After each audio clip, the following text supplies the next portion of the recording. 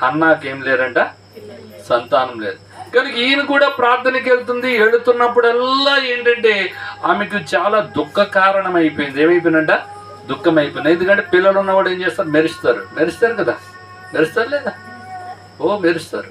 ఇవాళ నేను చదివినాను ఇందాక 1 గంట పూర్వం. ఒకడికి ఎంతమంది పిల్లలంట? 100 మంది పిల్లలు ఉన్నా కానీ ఎంతమంది? 100 మంది పిల్లలు ఉండొచ్చు. కానీ వాని యొక్క అంత్యక్రియలు, సమాధి కార్యక్రమము సరైన రీతిగా జరగకపోతే వాని జీవితం కంటే పడిపోయినటువంటి పిండమగతి మేలంటున్నాడు. వాడు ఒకవేళ 2000 సంవత్సరాలు బ్రతికిన, ఎన్ని సంవత్సరాలంట?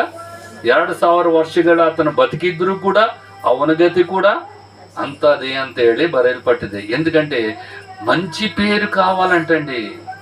పిల్లలు ఉండటము లేకపోవటము, ఆస్తి ఉండటము లేకపోవటము, ఆయుష్ ఉండటము లేకపోవటం, ఇది కాదు ప్రశ్న.